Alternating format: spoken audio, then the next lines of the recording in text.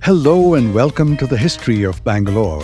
I am your host, Ramjee Chandran, and in this episode, we will discuss the historical importance of Begur. Today, Begur is a suburb of Bangalore, but it predates Bangalore by centuries, and its history is of considerable importance to modern-day Bangalore, yet little is known either about Begur's history or its significance. Begur lives in a warp. Tales of its glorious past are compelling but fleeting wisps of history.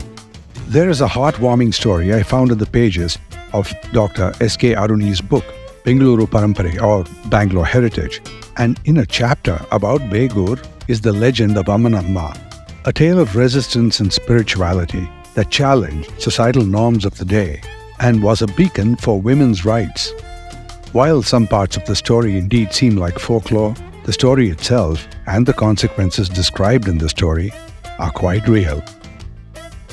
I have been fortunate to have discussed the story with its author and learned several nuances of the tale that did not make it to the published version. Dr. Aruni will join me later in this episode to talk about the historical importance of Begur, but first I will tell you the story of Ammannamma. Before that, allow me to thank the Prestige Group, with whose support this podcast becomes possible. Building cities one landmark at a time, they transform dreams into reality. You can be a part of the future. Simply add prestige to your life.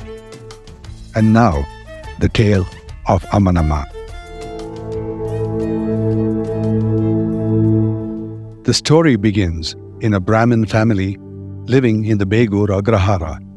Agraharas are places where Brahmin communities live. Central to the story is a young girl named Amrita. She was known as much for her intellect as her beauty, and no less, her deep inclination towards spirituality, unusual for her age. Amrita was not only literate but well-read. This in itself was not unusual. A young Brahmin girl like Amrita would have been literate and would have received more than a rudimentary education, but not a more formal education, as the role of woman in the community was to maintain domestic purity and assist the husband in rituals. So a traditional Vedic education was deemed unnecessary for them because they did not perform rituals. Even so, Amrita, like others in her community, would have gained considerable knowledge informally from simply hanging around in an environment of education and knowledge. Her ability to delve into texts that many of her playmates would not even have begun to fathom was remarkable, and this ability clearly manifested itself in her growing and vast knowledge of matters spiritual and philosophical. As time passed and she became older, Amrita's father, true to the customs of the time, arranged for her to be married to a young man from Begur who was studying in the Veda Pathashala, the school for Vedas that young Brahmin boys went to. Amrita did not want to be married. She'd tried to explain that she could not be married because she was, she said, a goddess and could not marry anyone because she was married to God. No one listened to her, and there was little she could do, and the wedding went ahead. On a night that is supposed to mark new beginnings for young couples, her husband approached her, intending to consummate their marriage. But rather than intimacy, he came face to face with a profound spiritual fire within her that he found both intimidating and unsettling, and he backed away in fear. Now, at no point in the retelling of the story has there been any notion that she had merely rejected his intimacy and his advances. That it went deeper has never been in question. The young couple at some point must have discussed their relationship and their future, and Amrita persuaded her husband to go to Kashi to further his studies.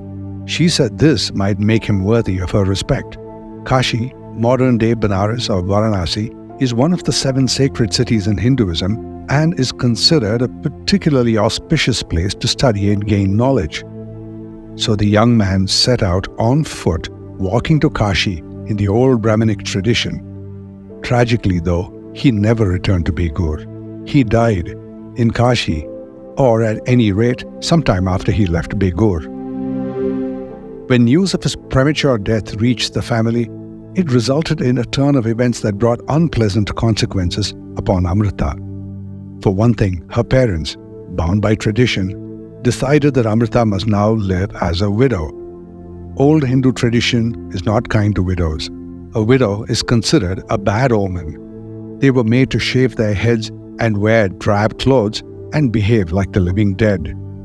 This was not something Amrita could accept, and she refused to follow any of the customs that branded widows, and she simply went about her days quite normally. This rubbed against the grain of the entire Brahmin community of Begur, and they did their best to force her to accept her traditional fate, but Amrita resisted. The volume of complaint from the intractable Brahmin community eventually reached the ears of the authorities at the Sringeri Mutt, and they decided to interfere. Even the Jagat Guru, the Mutt head, decided to personally visit Begur to try and persuade Amrita not to go against the wishes of the community. But as the legend is told, in their private meeting, something happened, and the Jagat Guru backed down and backed away. He left the room saying there is nothing he could or would do about her, and left without explanation and not a little shaken. Among other things, apparently the seer received a lecture from the young Amrita about how the Brahmin community must rid themselves of their old practices and work towards the liberation of women. The community continued their rant. Faced with social ostracism, Amrita's parents decided that they could no longer live in Begur, and they relocated to Mysore. But Amrita chose to stay. For the rest of her life, she devoted herself to the people of Begur.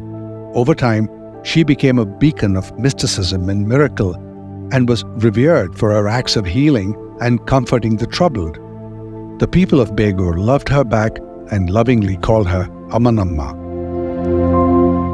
Despite the wonderful difference she was making to the lives of so many people, the Brahmin community kept up their pressure on her and subjected her to humiliation, rejection, and scorn. Finally, Ammannamma had had enough, and she decided to take Jiva Samadhi. In the traditions, the act of taking Samadhi is when someone consciously leaves their body. It is not to be confused with suicide, which is the consequence of a troubled mind. Great sages are said to have exited their mortal selves whilst sitting cross-legged in a deep state of meditation, or placing themselves in a situation deprived of basic sustenance, allowing life to ebb away from their body. And Samadhi, it is said, is in the realm of the divine. Ammannamma's method of taking Samadhi was to bury herself alive. But as she did so, she placed a curse upon the Brahmins who had persecuted her, and she decreed that they will never find the peace of a homestead in Begur. The curse reverberated through the Agrahara, and it led to the eventual departure of all the Brahmins from Begur, and to this day, not one Brahmin family is known to live in Begur. Years later, a local leader called Patela Krishnappa said that Ammannamma came to him in a vivid dream, and by her dictates, he commissioned an idol of her, and then he built a shrine to her at the spot where Ammannamma had left her body, and this has since become a place of reverence. The tale of Ammannamma was set in a time when the rest of India was waking up to social reform. It wasn't too long ago. It was in the early 1800s, around the time of Raja Ram Mohan Roy, and it was a time when a few brave women stood up to the injustices of society. While the Brahmins of Begur had clung to their old traditions, the people of Begur had no trouble accepting the widow Amrita as independent, free-spirited, and indeed went on to worship her. This is a testament to the forward-thinking spirit of Begur, a spirit that has been seen from the 8th century onwards in matters like modern methods of administration and engineering techniques that could be considered wonderful for its time. But it's a pity that Begur's heritage stands in ruins. The walls of the fort are falling away, and there's little left of it. Foliage has crept over the ruins. But really, it's the chaotic urban growth that is the greater ugliness. Yet, in the middle of this, in Begur, the locals have not forgotten Ammannamma, and she is worshipped every full moon day. And the Brahmins of Begur have never returned. Begur is a most interesting town, but also a most underrated town. Its own existence goes all the way back to a prehistoric time. Archaeologists have unearthed artifacts in Begur from the Neolithic period, that is, from 2000 to 1000 BC. There's evidence of a thriving human domesticity, shards of pottery being one example. And in the early medieval period, beginning with the rise of the Western Ganga dynasty in the 4th century AD, Begur started to show the promise of becoming something of an administrative and cultural center. And then in the medieval and later periods, that's from the 10th to the 20th centuries AD, Begur's strategic importance really solidified. And then it started to wane following the establishment of the modern city of Bangalore in the 16th century. Begur lay at the crossroads of important trade routes. It was a center for learning, it was a center for religion and philosophy, and it served as an important hub for successive dynasties including the Cholas, the Hoysalas, and the Vijayanagara emperors, and later, made all the more important because of its strategic location smack in the middle of the Deccan Plateau. But today, it is a forgotten island of heritage in the zone of one of the most congested and chaotic traffic junctions in Bangalore. And an uncaring administration has protected neither its lands nor its heritage. And a little further south, by large lumps of buildings in the electronic city, home to many leaders of what is called, ironically, the knowledge industry, a knowledge that clearly doesn't begin at home. Look up Begur on Google Maps. Notice that right around the Begur area are a significant number of blue patches on the map. These are lakes and tanks, caused by natural depressions in the topography. The Hoysalas called these bodies of water Sandras. So neighborhoods that are suffixed with the word Sandra means they are or were bodies of water in low-lying areas. Examples would be Bommanasandra or Singasandra. There are many others. The existence of these Sandras was no accident. These tanks were planned and engineered and funded by different dynasties that ruled the region, by the Western Gangas and by their successors. Because Bangalore was not near a major source of water like a river, the ancients used the natural features of the land to catch and store rainwater. And then using their skills in engineering, they created a system: tanks to capture and store the water, sluice gates to control how much water was let out of the tank, and then canals for irrigation and domestic use, and also to connect up the different tanks so one tank could catch the overflow from another and thereby keep a balance among them and not waste any water. These are lessons in water management and urban planning that we appear to have all but forgotten. And if you stop to think about it, I'm talking about forgetting lessons from the 8th century while we sit here in the 21st century. Even back in the 8th century, they knew the difference between wetlands, which is low-lying areas used to store and move water and cultivate crops, rice for instance, and higher areas or dry semi-arid lands used for living, raising cattle, and farming. And even if we no longer rely on lakes and tanks for our water supply, draining them and blocking off the water pathways was not such a good idea. And if you wonder why more and more neighborhoods in Bangalore get flooded every monsoon, this is why. By the way, don't miss our upcoming episodes where we will dive into how, in early history, they used the land and what we grew on them. Back to our story. Begur was a great example of such advanced water management techniques, gate and canal engineering, and an important area under cultivation. One thing inspires another, and Begur became an important town, and in later years, a strategic source of supply for the needs of the military, logistics and such. With its growth, it needed to be defended, and a fort with military encampments came up. And not the least, Begur became a player in the shifting power of dynasties through the growth of religions. And this merits some getting into. Begur is a temple town, but unlike today, temple complexes were not merely destinations for pilgrims. They were the most important social centers of their time. Temples were repositories of information and of record keeping. They housed granaries of scale, where a strategic reserve of stored grain could be used to feed people in times of pestilence or drought. And then temples also had, usually attached to them, chaul trees or multipurpose buildings. Other than being community centers serving as venues for weddings or community events and religious ceremonies, these chaul trees were places where travelers and pilgrims came to rest, sleep, and escape the elements during journeys. They were much like the travelers' inns. There was food and water available, and typically veterinary services at hand to tend to horses and bullocks that accompanied the travelers and the traders. Building temples and chaul trees near temples was seen as an honorable, charitable act. And so they were often funded by donations from kings, nobles, and rich merchants, and such donations were always acknowledged on stone inscriptions, and of these there are hundreds.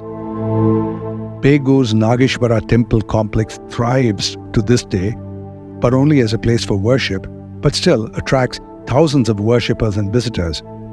But in its time, that very complex was important for all the reasons that I described before. The region has been home to religion even in earlier times. In Begur, around the temple complex, are some testaments to a very strong Jain presence, even if, sadly, they are in the form of fallen idols, a headless Tirthankara, one of Parshvanatha, and others discarded in nearby ditches or thrown to one side to make room for building new roads or lanes and such. But in connecting these abandoned Jain objects with the temples of the Nageshwara complex is a tale of how politics and religions have always been bedfellows in history. And here again we encounter the all-important local Begur chieftain of the 9th century, Nagatara. One of the inscriptions found at the Begur temple by former Commissioner Bowring is a hero stone commemorating the Battle of Tumbepadi, where Nagatara was killed. This battle is said to have taken place sometime around 900 AD. The battle was triggered by the Gangavadi king Eriyappa, who ordered Nagatara to join forces with Ayyappa Deva to fight his arch-nemesis, the Nolamba king Veeramahendra. In this battle, Nagatara fought well, but he was killed. The Gangas won the battle, and Nagatara's son was rewarded with the chieftainship. In his book, Gangas of Talakad, historian M.V. Krishnarao suggests that the Nolambas were getting too territorial, a little too big for their boots, often acting in violation of accepted norms and treaties. He writes that Nolamba king Veeramahendra's sinister designs on dominion and his policy of territorial aggrandizement were sufficient causa belli for a war against him. Causa belli is Latin for justification for war. There are a lot of theories about why Eriyappa and Veeramahendra were always at war, but one prevailing theory is that the underlying cause for most battles over territory is religion. The connections between religion and political power are many and deep. Often, religion draws its power from political patronage. So when a religion or faith declines, it usually means an associated decline in political clout because of a shrinking following among the people, and finally, an erosion of military power. So right through world history, religions that have seen themselves in decline or under attack have often asserted themselves through offensive action to keep the faith and the following. And the same can be said in reverse when aggressive expansions of territory can cause the popularity of the religion of the new rulers. And in this story, lies the decline of Jainism and the growth of Shaivism. According to Dr. S.K. Aruni, the death of Nagatara was a significant point in leading to this. Evidence of that is how, soon afterwards, Shaiva settlements and temples came up in Bangalore, including the famous Someshwara temple in Ulsur, and even more of those as the Cholas stamped out the western Gangas. On inscriptions in the Nageshwara temple complex and evidence of Jain bastis lying scattered across the old town is the microcosm of all this history, etched on the crumbling walls of Begur.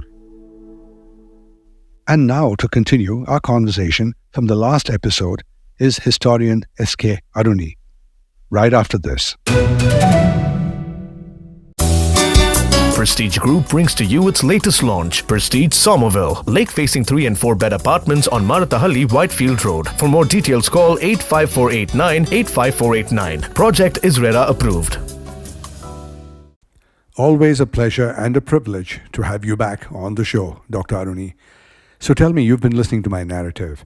In your eyes, was what the Gangas achieved in the 8th century with all that water management in Begur, was it significant? Thank you for inviting me again. It's a very interesting episode on Begur. So altogether, if you look at the 10th century history of the Begur, one could easily understand how Begur played very important role in the Bangalore region. My answer is to your question that the water management till the 8th, 9th century, the irrigation system was introduced. Of course, we have the oldest inscriptions of the Kadamba in Chandravalli. It talks about the construction of the tank. But the construction of the tank is a one part, but how to manage the water is another part of it. Uh, this management was very interesting, which we get inscriptions of the Begur area. Clearly, they mastered it. You've said that Begur was strategically located. Now, one is, it was on trade routes, wasn't it?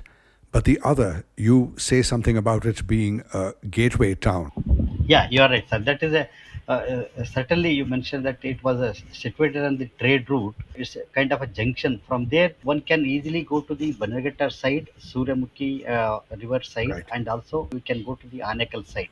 So they can cross the river Kaveri and go to the southern part of it. Right. So those who come from the Kaveri, first thing is that they will have to see this area. Begur was the major township on that area. In your book, you had made the case that when the Nada Prabhus took over and started to build Bangalore, the importance of Begur started to wane. Yeah, It started you're right. to diminish. Dimanish. Yes, sir. You wrote in your book that Begur was a very important logistical supply center during the Anglo-Mysore Wars. Yeah, you are right, sir. So while Begur declined in importance, it remained strategically important to supply a war effort. So was that of significance or wasn't it? Surrounding Bangalore area, there are many places like Begur. They actually supported the Bangalore for various reasons. Sir. Supported in the sense, Begur happens to be the one of the rich, fertile area, surrounding area. Right. Large agricultural activity used to be take place, and also commercial activities used to take place. And since the both agriculture and commercial activities are very prominent in this Begur area, present Begur village consists large number of what you call commercial communities, shetties and others. Right. These communities and also agriculturists, they played vital role in the most of the history of Bangalore, particularly during the wars, Right. any kind of wars. These were the big suppliers to the localites. Right. So that's why the British were very keen in the coming to attack Bangalore. They came through Anekal, Vasur and Anekal through. So Begur was one of the very important place for them to stop the grains and supply of the food items to Bangalore. So we have a very good map which mentions about the places where the British were controlling before the taking war place. Right. So this is what we could trace the history of that. Right. And you have covered so much of this in that wonderful book you wrote, Bangalore Parampare. Yes, this Bangalore. And Yes. here is my personal copy. Thank you, sir. Could you talk to me now about what I was saying earlier about the influence of religion being a major cause of political unrest, even war?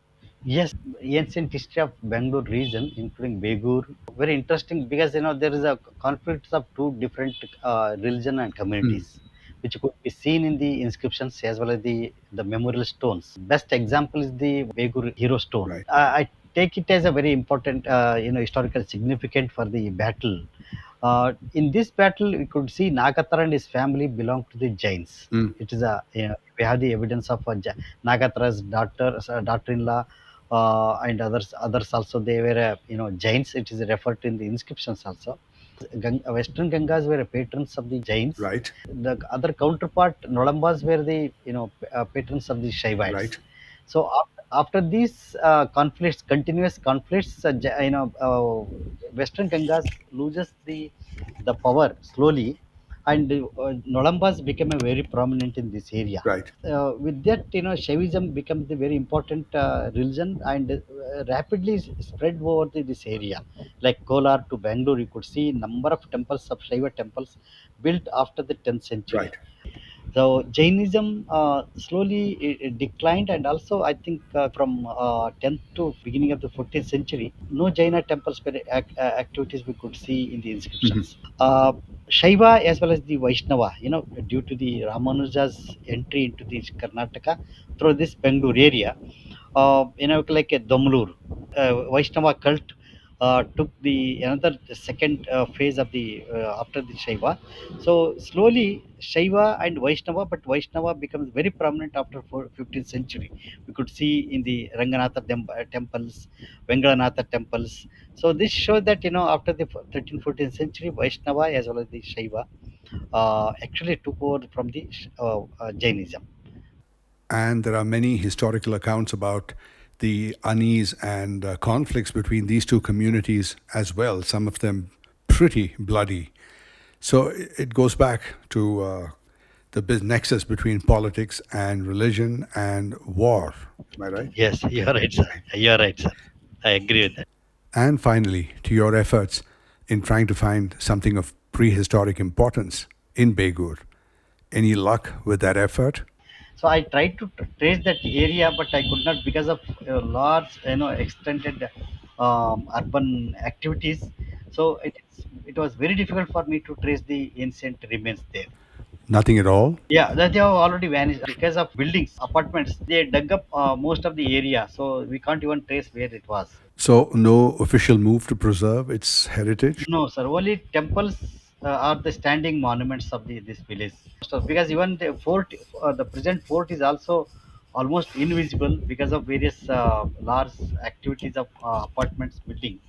So we have no control over the controlling of the heritage. Heritage is only remained in the papers. That's all. Our heritage is only on paper. What a trenchant comment. Well, at least Begur gave us a clue about the name of our city.